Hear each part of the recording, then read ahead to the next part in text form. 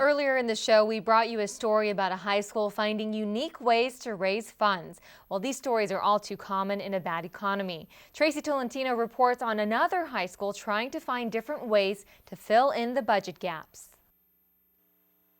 Budget cuts have affected nearly every school in California, and it's not sitting well with the students of West High School. I feel like teachers and education are more of like an investment in the future and in like the success of our students. So yeah, I would rather have budget cuts be taken from some other area besides taking away teachers.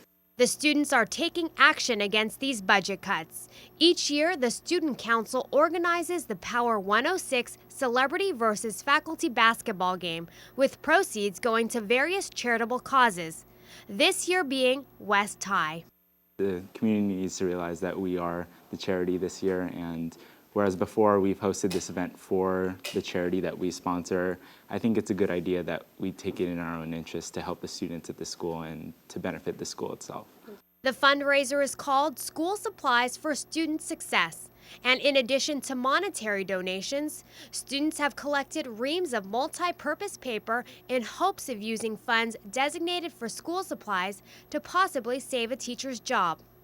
Our goal ultimately is to replace or collect money to replace those resources for next year and possibly use the funding that would have been spent on our office supplies, classroom supplies, in lieu of spending it on that, use it to potentially retain a teacher. The students of West High have collected over 1,500 reams of paper so far. And for every 2 reams purchased, the Staples store in Torrance, located at Hawthorne and Sepulveda, offered to donate 1 additional ream of paper. In addition, Principal Ben Egan and track coach Jason Druten allowed their heads to be shaved at the basketball game to raise more money. I went to the special barber here called the West High Barber Shop, and they gave me my special due. But it's all for a good cause. It is. We're raising money for the school. You know, the budget, it's a little shifty right now, and so it's for a really good cause. A good cause indeed. The West High faculty not only pulled off a win against the Power 106 celebrities, but also a successful fundraiser. For City Cable 3, I'm Tracy Tolentino. Thanks, Tracy. West High School is still accepting donations and paper. If you would like to contribute, contact the school at 310-533-4299.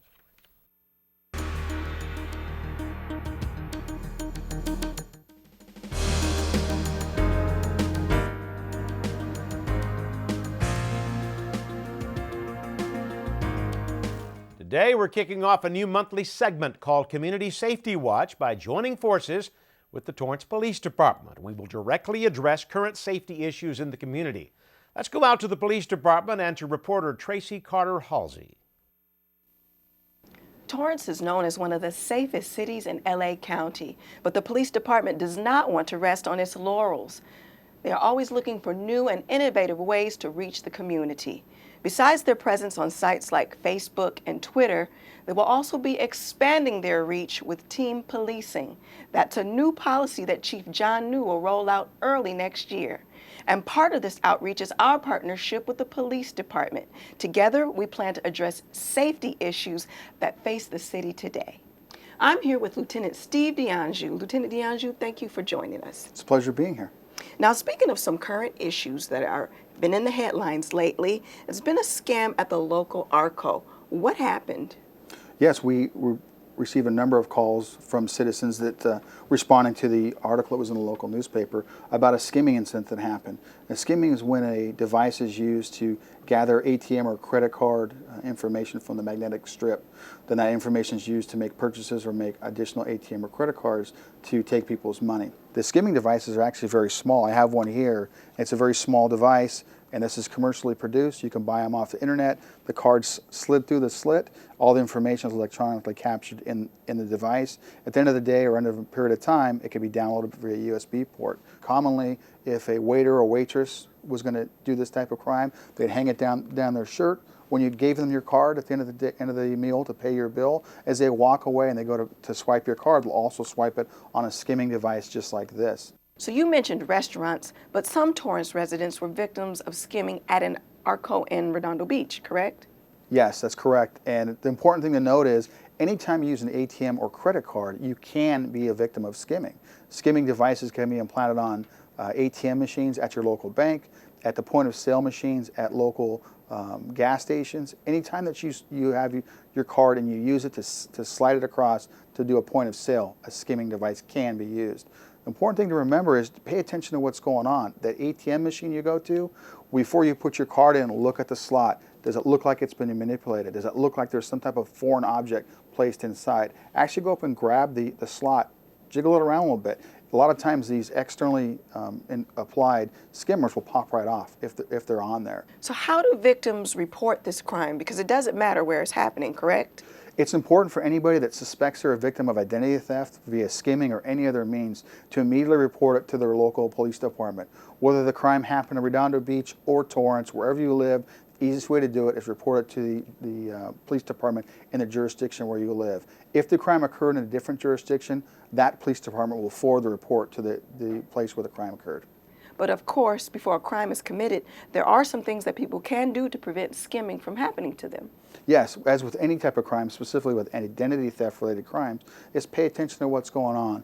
When you hand your credit card to somebody behind a counter, do they put it under the counter to swipe it? Do they swipe it multiple times? Do they manipulate it in their hand? A skimmer such as this can be palmed in somebody's hand. As you hand me your credit card, I can just put it right through this one before I put it through the legitimate skimming or scanning device. It's important for residents or citizens to realize that this is going on all over the country. It's not isolated to one area, more or less. It happens all over the country in equal frequency. Check your ATM receipts. Check your online banking statements, check your paper banking statements, check your credit card statements. See if those charges that you're being charged for are charges you actually made. And if you have one that you think is not legitimate, contact your bank, contact your credit card company, dispute those charges. If you think it's fraudulent activity, contact your local police department. So what is Torrance PD doing about these kinds of crimes? It's important to know that the Torrance Police Department is actively investigating all crimes, identity theft related crimes and other credit card related fraud. The skimming device that I showed you in this interview, that was taken as a result of a regular traffic stop our police officers did, which led to a search warrant, which led to the arrest of a suspect for a number of identity theft related crimes.